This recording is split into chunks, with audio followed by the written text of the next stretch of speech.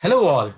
Today we'll be discussing about solving a very good medical problem, basically detecting the different kind of lung disease based on the X-ray that we basically have. Okay, now here is a very good data set. Thanks to Paul Mooney over here, we have a very good data set. This data set is basically about chest X-ray. You have various X-rays images over here, and in this particular X-ray, you basically have two different types of diseases of the lungs. So one is pneumonia and one is normal. Okay, pneumonia is basically a lung kind of disease, which is also a dangerous disease. So based on this X-ray, we will be creating a deep learning model, which will actually tell us that whether the person is having pneumonia disease or it is not having pneumonia disease. This is going to be a wonderful use case because here we are basically going to use transfer learning. Now, for those who does not know about transfer learning, it is a very good technique of transfer learning wherein what we do is that I hope you have heard of ImageNet competitions, right? In ImageNet competitions, people, different teams for various country come up for solving a problem which is just categorizing 1,000 different objects, and for that transfer learning is basically used. I have made already a videos on transfer learning. Please go to my playlist and have a look onto that. Today we are just going to try our transfer learning with the help of VGG16 and VGG19. And this, I've already trained this particular model and it has come up to a very good accuracy. I'll just show you the accuracy later on. But understand initially what you have to do. Just go to this particular link and download the dataset. I've already given this particular dataset link over here. Once you download the dataset, it will be basically in the form of test and train. Okay, so you'll be having some test dataset, train dataset. So I'll be initially using this test and train for training my model. After that, what I'll do is that I'll try to verify it from the validation dataset, like what kind of prediction it is basically giving me. Okay, so let us just go ahead and try to see how we can actually perform this. So over here, I'm going to use deep learning framework, which is in deep learning, we have something called as transfer learning. And in transfer learning, we are going to use something called as VGG16, which is a type of convolution neural network. So to begin with, I'll be importing all the necessary libraries like VGG16, since I'm doing with VGG16. You can also, and one more good thing about this particular code is that I'll be creating a generic code. Now, generic code, that basically means that you just have to change this library name and automatically it will work with respect to VGG16, VGG19, ResNet 50. So these are the various kind of transfer learning techniques. So to begin with, guys, I'm going to import all the necessary libraries that are available in Keras, okay, like image data generator, VGG16, input, lambda, dense, flatten, layer, and all, okay. After this, I'm just going to provide my image size path, that is my 224, 224. And again, we are working in RGB type of images, so RGB channel of images. So this is basically, we'll be having 3 dimension. One is 224, 224, comma 3. Now 3 is basically for RGB, red, green, blue. That I'm going to basically use in my next line of code. Then I'm giving my training part, my test path, right? After that, I'll be importing the VGG16 model. And while I'm importing the VGG16 model, I'll be using the weights of the ImageNet. So for the group that had come up with this particular, who won this particular competition at that particular year, maybe 2012 or 2013, they had basically used VGG16 for categorizing 1,000 different categories. So here we are going to use this VGG16. Make sure over here you provide image size, which is your 224, 224 plus 3. This 3 is basically for the dimensions of RGB. And there is another parameter which is called as include underscore top is equal to false. Include underscore top is equal to false. Why I have taken is that because we do not want to classify 1,000 different categories, because our problem data set is all about 2 categories, that is pneumonia and not pneumonia. So I have to skip this last layer. Last layer, always remember, of VG16 or of ResNet, it is always 1,000 different categories. So I'm going to say include underscore top is equal to false. That basically means I'm just dropping the last column. Okay. And as soon as I drop the last column and the first column, the reason I'm also dropping the first column, because I can also provide my image size as my own size based on my problem statement, based on my images. So this include underscore top is equal to false will make sure that the first layer and the last layer is basically deleted. And then we can design our first and the last layer. Okay. And then we can add it in the VGG16. Now, after I import this particular VGG16 library, what I have to do is that I have to make this important change. And remember what I'm doing over here. I'm putting the for loop in all the layers of VGG layer, and I'm telling that all the layers should not be trained. So I'm writing layer.trainable is equal to false. Okay. So I'm making sure that you have to make this sure. Otherwise, you just imagine whatever weights had actually got captured, that will just change. Okay. If you don't make this change in the code. Now, the next thing is that I'll try to see that how many classes I have inside my train data set to understand how many number of output I should have. And when I do this, this is basically globe dataset slash trains dot star. When you do this, you'll basically get the length of the folders, like how many folders you are basically inside that count, and that path you'll be getting over here. Now, what I'll do is that after I drop the first and the last column, I'll just make a flatten layer. And finally, I'll just add my last layer. Now, remember, when I'm adding the last layer, I'm going to take this length of the folders. This length of the folders basically indicates that how many categories I have in my output layer. Okay. So how many categories I have in my output layer. So that is how it is basically done.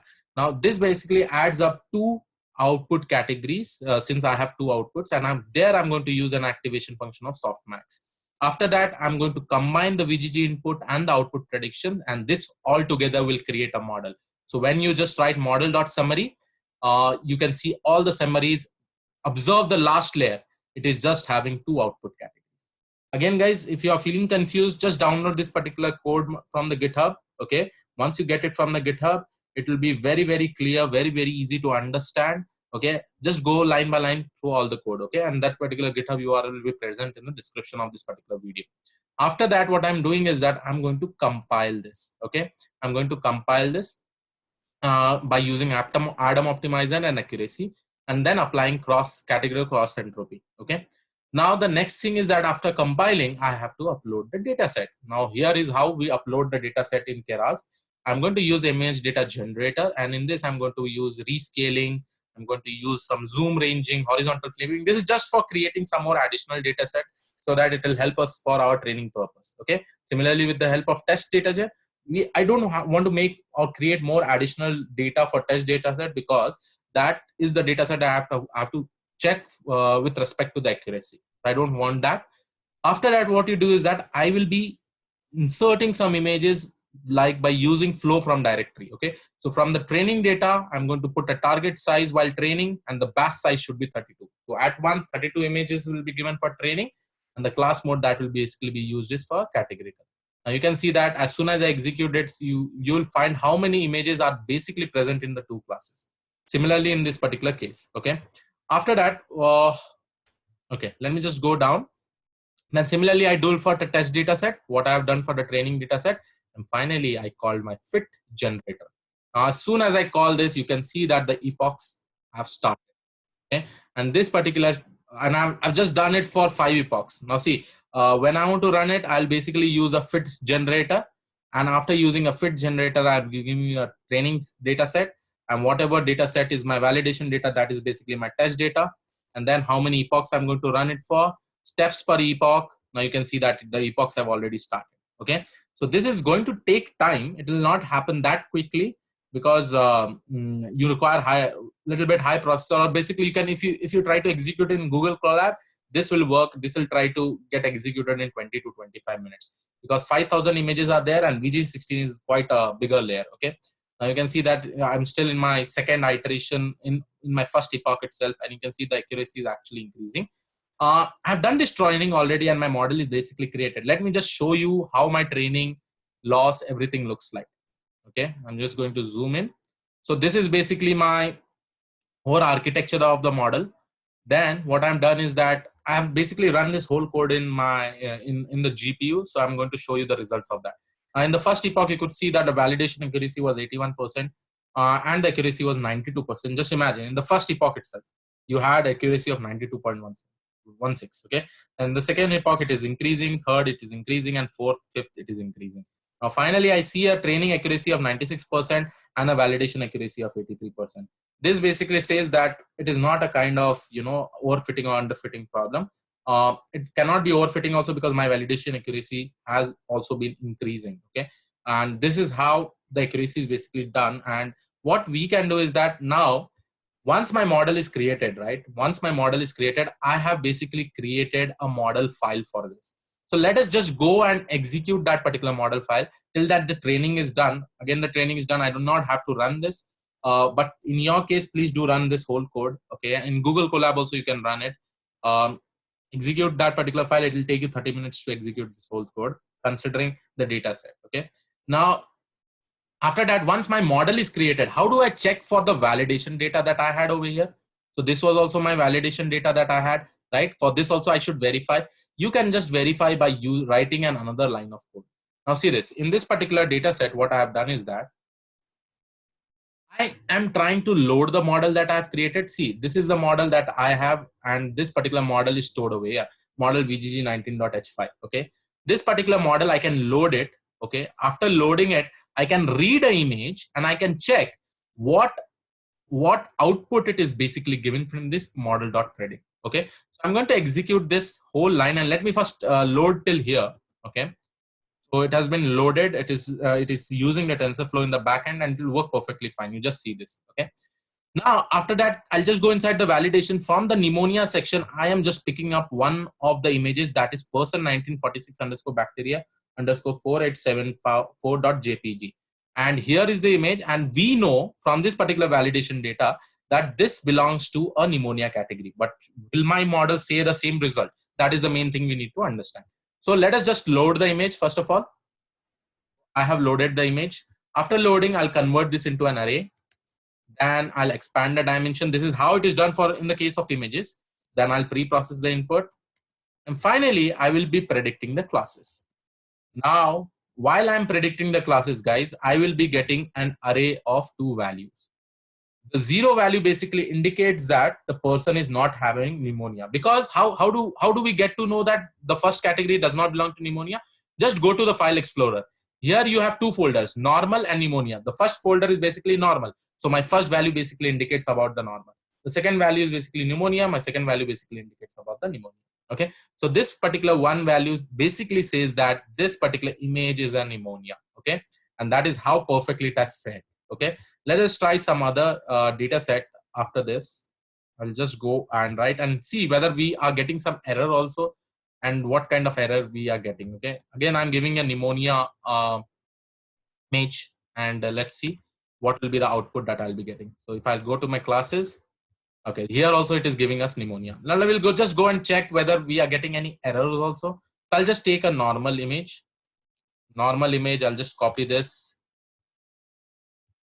And here it is. I'm just going to check through this. I'm just going to replace the image. And I'm going to execute it once again. Oh, no such file or directory. Am I getting some error? Okay, so this is not pneumonia, this is normal.